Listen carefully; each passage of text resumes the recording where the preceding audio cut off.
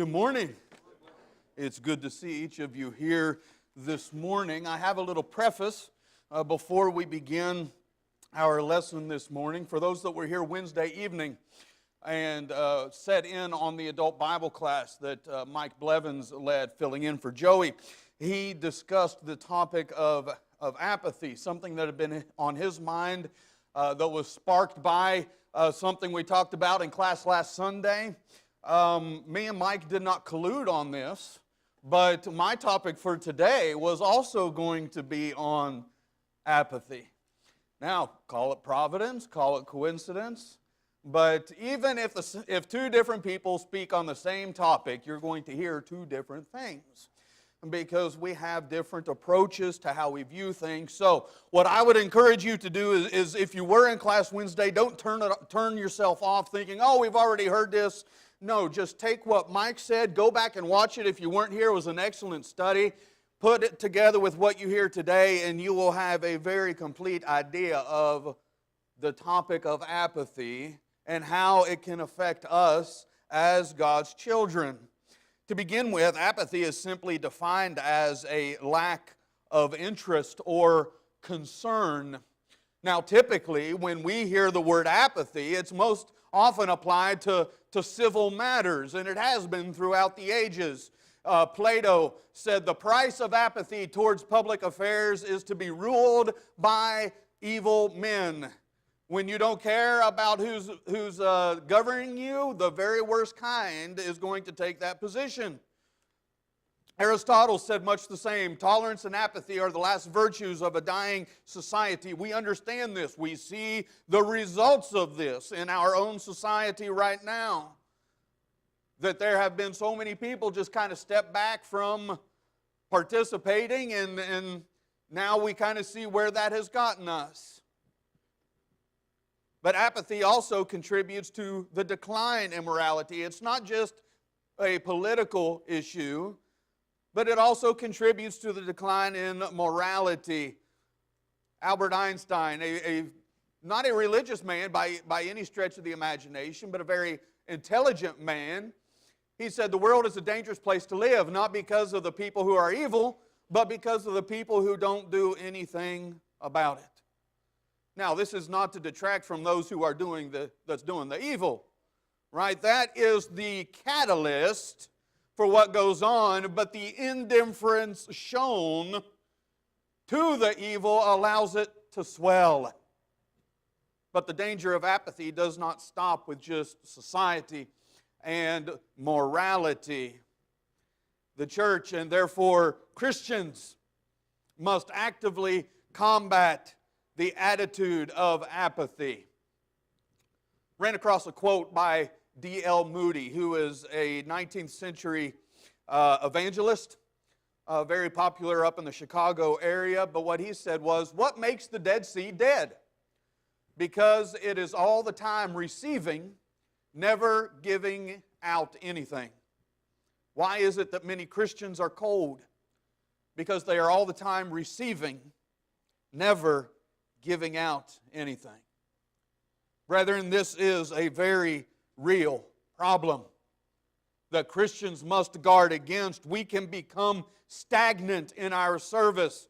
The Dead Sea is stagnant. It receives, water flows into it, but nothing flows out of it. Therefore, as Moody said, it's always just taken on, but it doesn't ever do anything with it. And so it just spoils, it rottens, and it stagnates. We can become the same way. Therefore, we must live mindfully about apathy in our own lives. And I want us to start by considering warnings against apathy. Since spiritual apathy is a very real thing, God made sure to warn us about its dangers.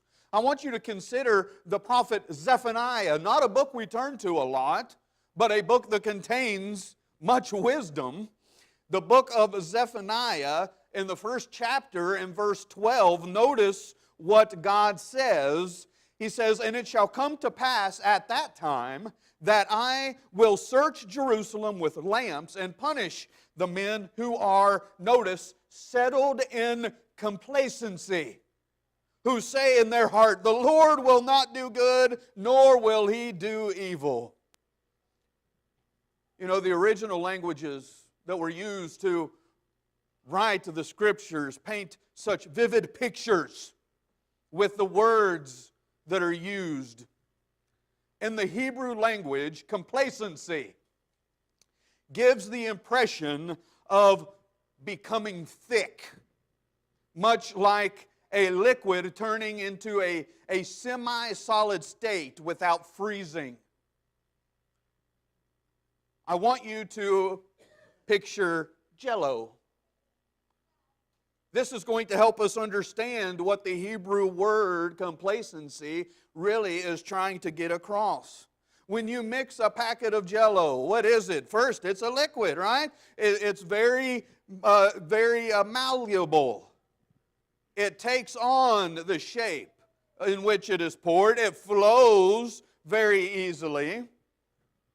But as it sits and as it chills, what happens?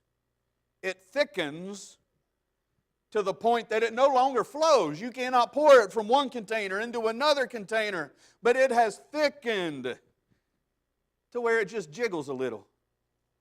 It just stays in its one little spot and it just wiggles a little bit.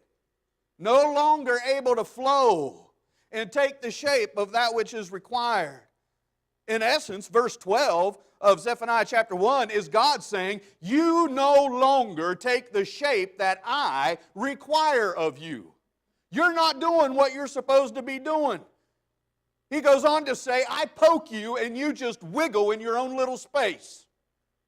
This is His people that He's talking about. They had become complacent, thickened, to where they say, God's not going to do good, He's not going to do bad. We're just here in our own little world, and we are just fine.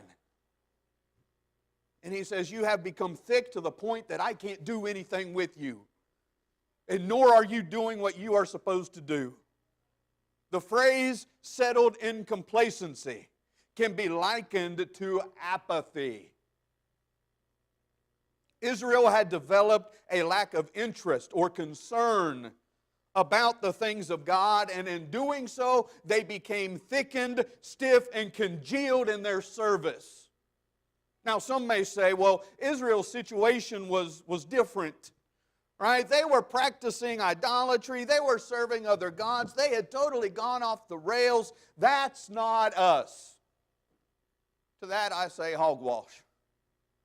The principle is still very much the same for us as it was for them. Look at Romans chapter 12. Romans chapter 12, beginning in verse 10.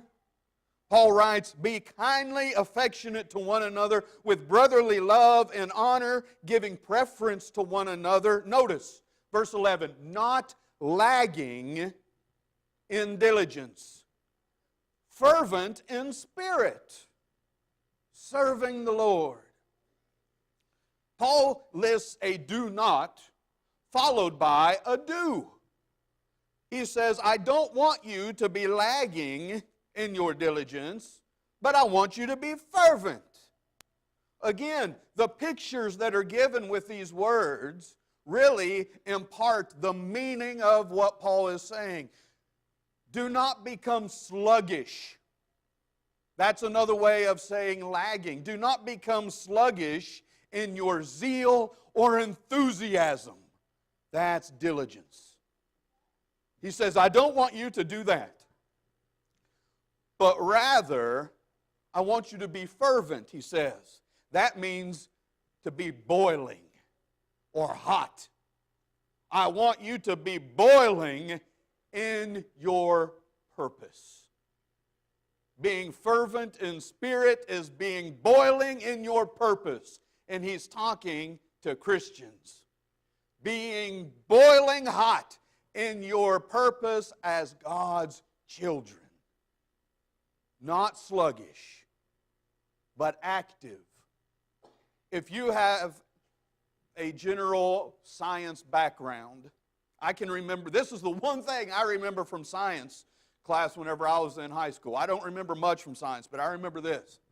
The molecules that are moving inside of matter, when they get cold, they slow down. But when they're hot, they're moving a lot faster. The hotter it gets, the faster they move. I think I'm getting that right. Just go with me on it, okay? So, we can use that to help define what Paul's talking about. I don't want you to become sluggish. I don't want you to slow down in your service. But I want you to be hot. I want you to be active. I want you to be moving as God's children in your service. We cannot become jello jiggler Christians. You know what jello jigglers are, right? You take the jello, you cut it out. What does it do? It just sits there and wiggles. It doesn't, you can't pour it, you can't move it. It's not hot, it's cold. And yet many of us have become just that in how we serve God.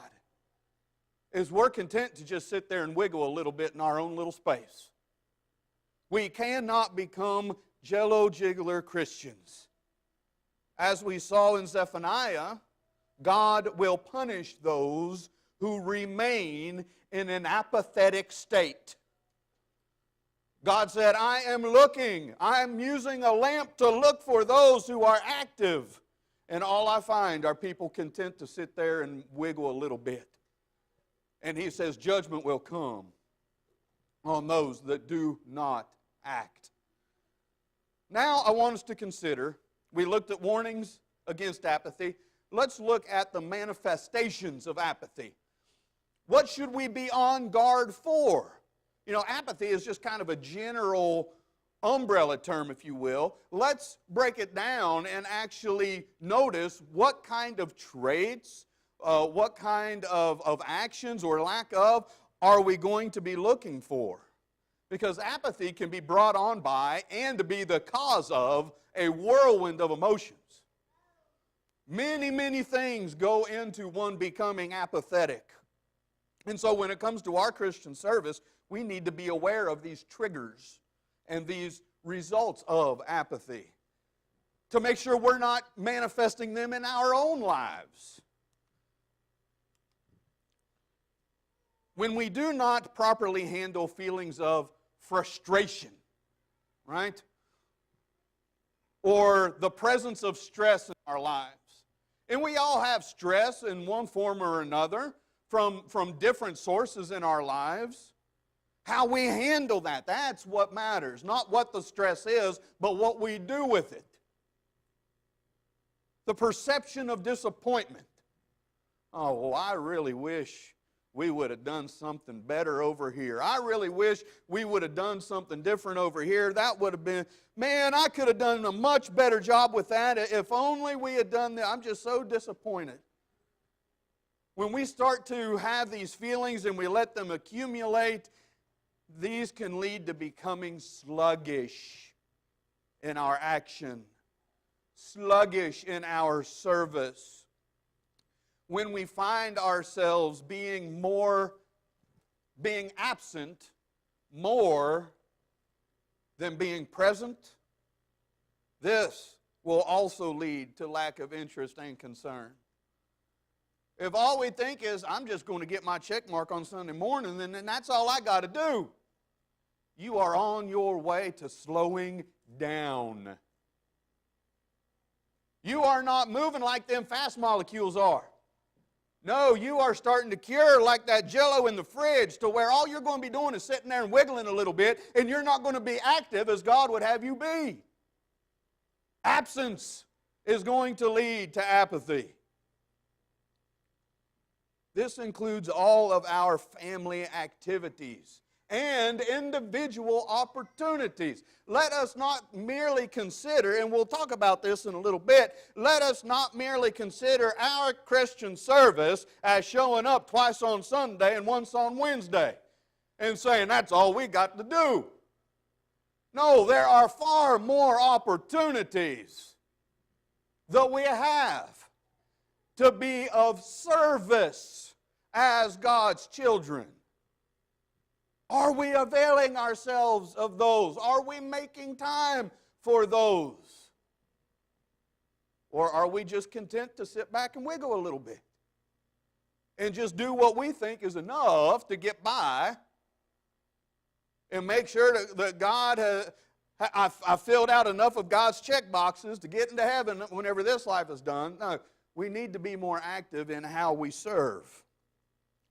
We become unhappy, disinterested in the things of the Lord because they're just not going the way we think they ought. They're just not going the way that we think things need to go, and so I'm just not interested in that anymore. And there's a whole host of reasons why these feelings can be brought about. Life changes can bring about these feelings, whether it be a death of a friend or a family member, whether it be an illness, job loss, a relocation, whatever. All kinds of actions and forces that work upon us can bring about these feelings.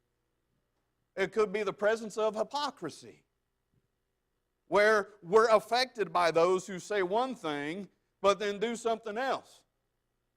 Well, I just really don't like how they say we ought to be about this, but then they don't do that themselves, and I'm just not going to be any part of it. I'm just not going to have anything to do with it.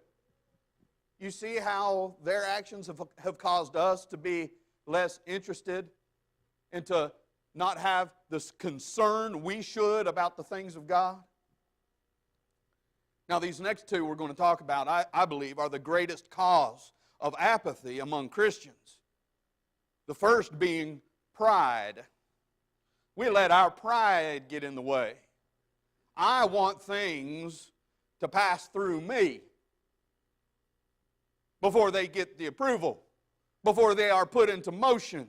And when things don't pass through me, then I begin to have these feelings of frustration, disappointment, unhappiness. I'm bored. That's when these feelings start to come through, when we think too much of ourselves. And we think we ought to be the end all of what goes on in a congregation. On the flip side of that, lack of self-confidence. Lack of self-confidence is a big cause of apathy within a local group. I can't do very much, so I won't do anything. That's the mentality that we have. Maybe we're not disappointed in others, we're disappointed in ourselves. Maybe we're not unhappy with how other people are doing things, but we're unhappy with how we seem to never be able to do anything right. And so what does that lead to? Absence. We're not as involved as we should be because I just can't do anything, so I'm just not going to be there. I'll be okay on my own. Absolutely not. Brethren, if these attitudes are not managed, the result is going to be a jello-jiggler Christian. That is going to be the end result. If we are not able to manage all these different types of feelings that we have, all these emotions that are distracting us, if we do not properly manage them, then we will become slow and sluggish and thick in our service. So how do we fix it? How do we overcome it? We know that God doesn't like apathy or having a lack of concern or interest about heavenly things, about the things that please Him. We've seen God doesn't settle for that. We've noted the manifestations of apathy, the different representations that come through apathy, the different emotions that can lead to an apathetic state. So now let's talk about how can I beat this? Now, I know this is a little out of the norm. Typically, during a lesson, I'm the only one talking and y'all are listening, but there's a reason I'm asking you to do this, and please, go along with me on this. I want you to repeat after me. I am needed. Your turn. No, come on. I am needed. Now, do you believe it? It's one thing for me to stand up here and say it. It's one thing for me to stand up here and say, I'm needed, y'all needed, but you just said it with your own lips. So do you believe that each and every one of you are needed in this local work? Do you believe that you have a part? No matter how small you think it might be, no matter how insignificant you might think it is, you have a part to make this local work work. Each child of God is needed to do their part. Brethren, we cannot think, well, there's 80 other people at this congregation that they can do it. There's 80 other people here that they can step up and they can get in there and they can get their hands in there and do it. Friends, don't be worrying about what they're doing. What are you doing? What am I doing? That's the question each one of us need to ask. What am I doing? Because at the end of the day, each person is responsible for doing what they can. This is why we must believe that I am needed. That you are a valuable part of this congregation. You are not here just for financial backing. You are not here just to put your check in the collection plate every Sunday and hopefully we see that number swell. That's not the reason why you're here. Yes, you are here because you're wanting to go to heaven. You are here because you have read the Bible, you have understood the gospel message, and you are trying to practice that in your life. Yes, that's why you are here. But what are you supposed to do while you're here? We are supposed to serve. I want us to consider how I am needed within this local work. And remember, this is you too. How you are needed, how I am needed. I need to share. Turn to Galatians chapter 6. Galatians chapter 6. I want to begin reading in verse 6. It says, let him who is taught the word share in all good things with him who teaches. Do not be deceived, God is not mocked. For whatever a man sows, that he will also reap. For he who sows to his flesh will of the flesh reap corruption. But he who sows to the Spirit will of the Spirit reap everlasting life. And let us not grow weary while doing good. For in due season we shall reap if we do not lose heart. Verse 10, therefore, as we have opportunity, let us do good to all, especially to those who are of the household of faith. We are to share. We are to do good to all. And Paul says, especially to those who are brethren. What does this look like? It could be possessions. It could be lending a vehicle. It could be giving somebody some money that's down and out and they need some help covering some expenses. It could be preparing food and taking it to them. But I dare say, our most valuable commodity and the one that we are the least likely to give up on is the one that's needed the most, and that is our time. Oh, we value time, if we're honest, a lot more than we do what's in our bank accounts. We spend it like we have an unlimited supply of it. And I will be the first to admit that I have wasted more time in my life, then I've probably used in a good way. And that is something that I know I need to improve upon. But what are we doing with our time for our brethren? Can it be inconvenient for us? Sure. Could we have to maybe cancel something we wanted to do in order to help out somebody else? That's a possibility. But we need to be willing to endure some inconvenience on our part, knowing that we are benefiting others. And not only that, that we are laying up even greater treasure in heaven than we could ever lay up here in this world. The giving of time, and with that comes the giving of possessions. With that comes the preparation of food. With that comes the helping out when they're down. It starts with us being willing to give of our time to each other. We don't have an indefinite amount of time. Our time is fixed.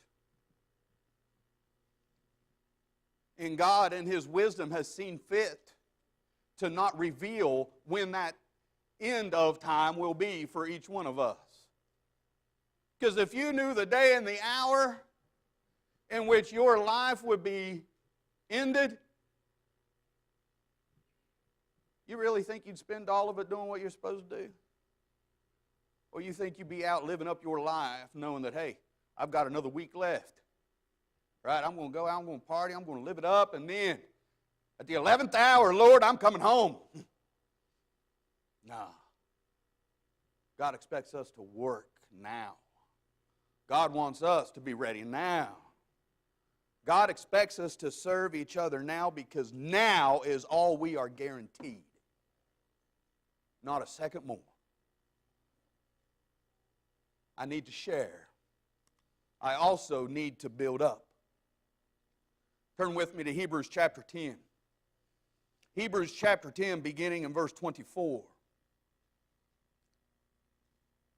The writer says, "And let us consider one another in order to stir up love and good works, not forsaking the assembling of ourselves together, as is the manner of some, but exhorting one another, and so much the more as you see the day approaching." If we are stuck in the rut of apathy, how can we effectively consider, stir up, and exhort one another? We can't do it.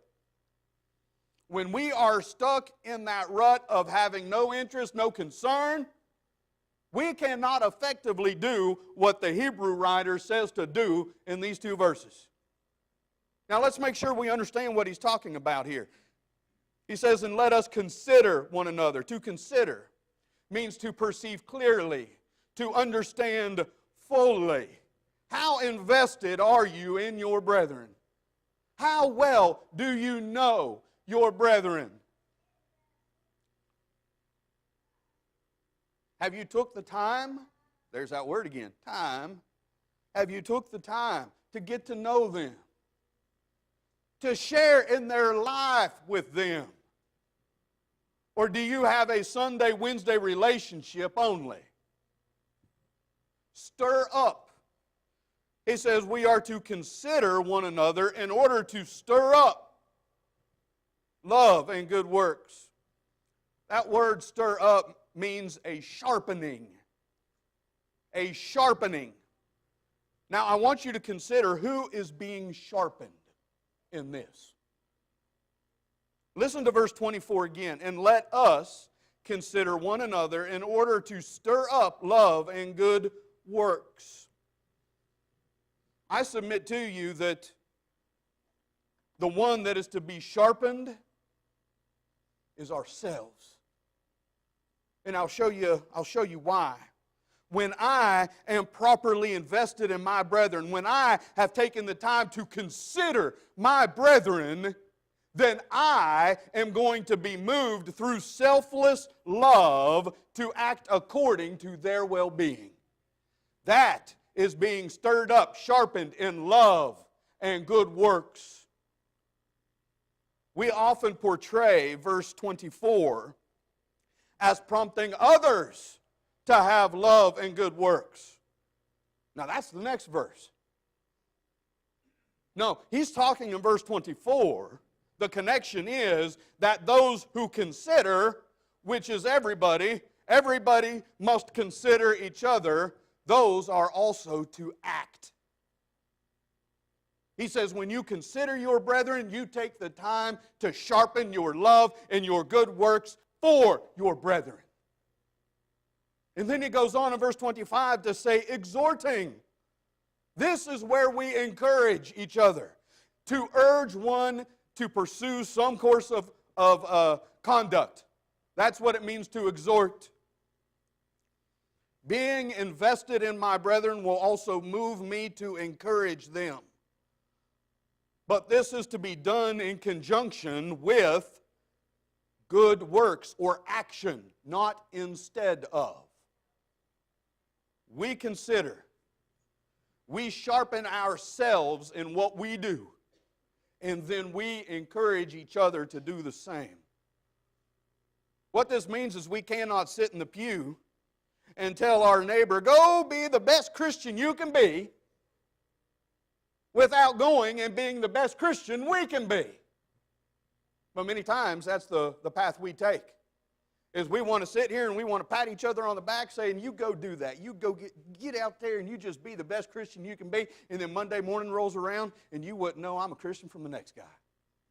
Because I'm not doing the very thing I encouraged you to do. So the Hebrew writer says, first you consider, then you take care of yourself, and you make sure you're doing what you need to do by stirring up that love and those good works within you, and then you encourage others to do the same. Apathy will kill a congregation because it prevents individuals from sharpening themselves and encouraging each other. It causes us to just sit in our own little space and just wiggle a little bit.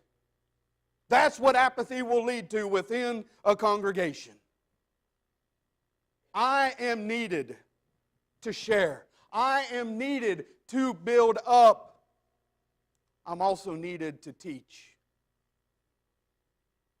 Look at the ways in which we are needed within our own local groups. And this is not a complete list. We can add to this list for days of ways in which we are needed. But I really didn't think you'd want to sit here that long. So we're just going to look at a few of them. But I am needed to teach. In Mark 16 and verse 15, Jesus said, go into all the world and preach the gospel to every creature. We understand that as the mission, the evangelistic mission of the church, of each Christian to be able to do that. But listen to what Matthew said in Matthew 28. It was Jesus. Matthew recorded it. Jesus said it. Matthew 28, beginning in verse 19, said, go therefore and make disciples of all the nations, baptizing them in the name of the Father and of the Son and of the Holy Spirit. Sounds a lot like what Mark recorded in Mark 16:15. But then look, verse 20. Teaching them to observe all things that I have commanded you. When you read these verses, do you understand that they are speaking to you first and foremost? What does apathy lead us to believe? Oh, that's the elder's responsibility. They're the ones supposed to be doing that. That's the preacher's job. He is the one that's supposed to be doing all that out there. I'm just supposed to come here, right? I'm just supposed to smile at my brethren. I'm just supposed to shake their hand, tell them good to see you. That's my role. No, Jesus is saying, you a follower of mine? Then you do this. You go. You teach. You make disciples. The reality is we all have opportunities to reach people that others do not. You have special connections within your life that I do not have with those individuals. You have a greater potential for teaching them the gospel than I have because you have those relationships with them. But I want you to notice, when does the teaching stop? When do we say, I don't have to worry about teaching anymore? It really doesn't. Because notice what is said. Go and make disciples, baptizing them, and then teaching them to observe all things. Who is the them? When Jesus says teaching them, who is the them? It's those that we've just helped to convert. We help convert people to the gospel, and then we must continue to help each other grow in the gospel. Apathy will once again cause the responsibility to be pushed onto someone else. I don't need to worry about teaching them anymore. I don't need to worry about teaching in a Bible class. That's not my responsibility. That's someone else's responsibility. I don't need to develop my talents. I don't need to use what little talent I think I might have in that effort. That's somebody else's job. No, Jesus said, I want you to go and I want you to convert people. I want you to bring them into the fold. And then once they are in the fold, I want you to still teach them to observe all things. Our job does not end at that door when we're coming in.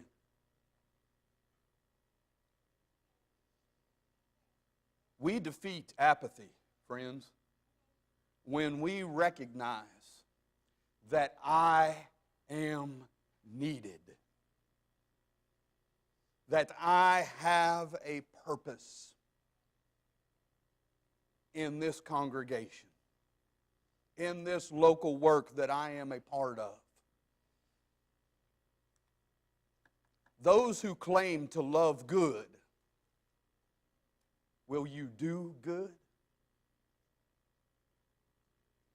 I am not afraid to say that I believe everyone in this room right now loves that which is good. But answer yourself, for yourself. Do you do good as you ought? I want you to consider with me the example of the brethren of Macedonia. In 2 Corinthians chapter 8. 2 Corinthians chapter 8, beginning in verse 3. Paul says, For I bear witness that according to their ability, yes, and beyond their ability, they were freely willing, imploring us with much urgency that we would receive the gift and the fellowship of the ministering to the saints. And not only as we had hoped, but they first gave themselves to the Lord, and then to us by the will of the Lord. Would the same be said about our congregation here? Would the same be said about you as a member of this congregation? That we maximize our ability, that we do the very best that we can do. But I want you to notice what came first. And this, my friends, I think is the biggest key to overcoming that trap of apathy. They individually gave themselves to the Lord. Paul says they gave themselves to the Lord first, and then to us. Can you say that you have 100% devoted yourself to the Lord? Not just in obeying His plan of salvation, that is a part of it. But living your life to Him. Have you given your life to Him? In that everything you allow Him to direct what you do.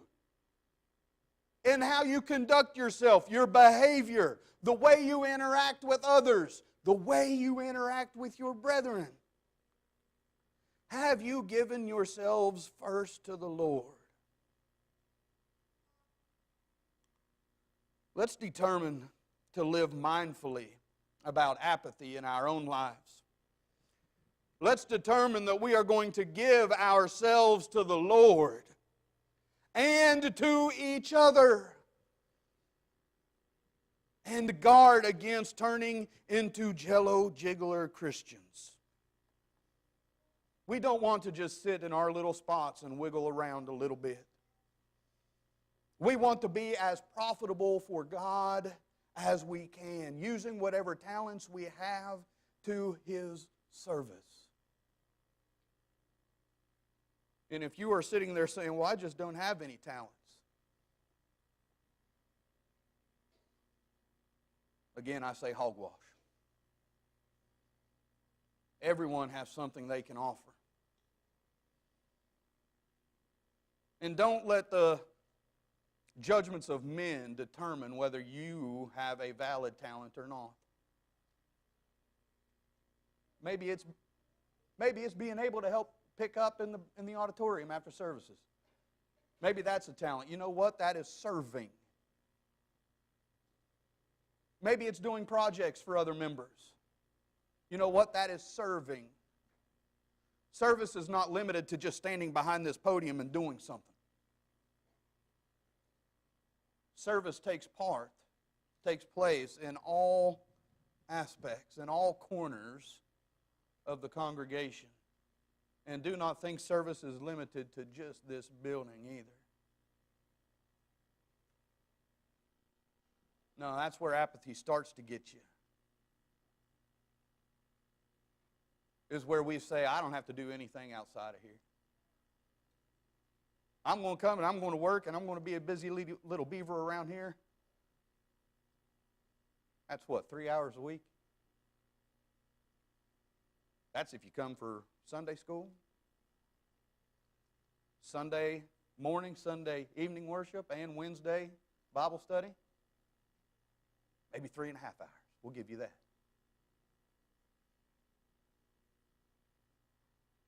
Can you honestly say that that's enough service on your part, that you have done everything that you can do, that you have maximized your ability?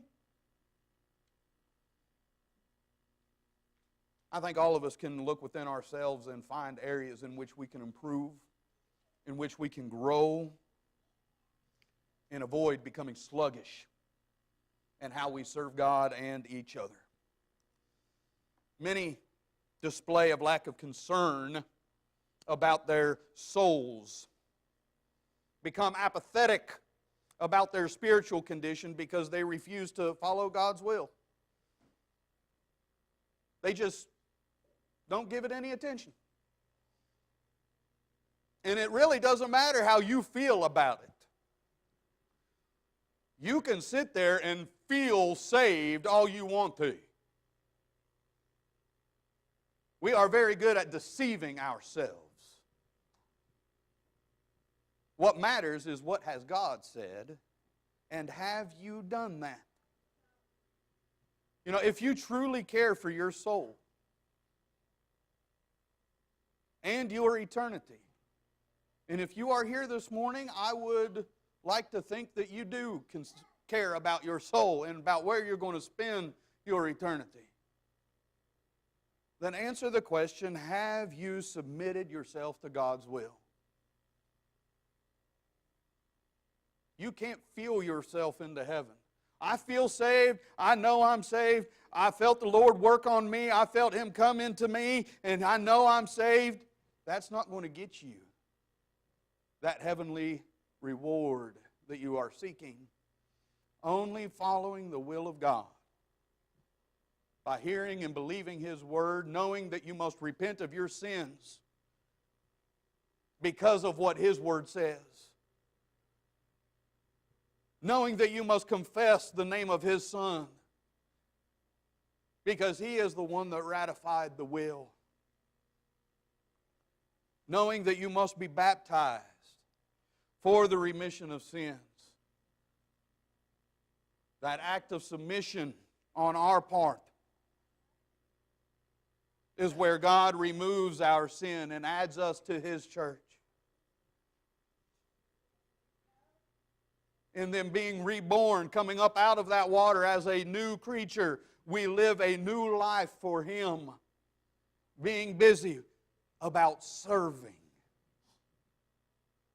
living a life of service for His sake.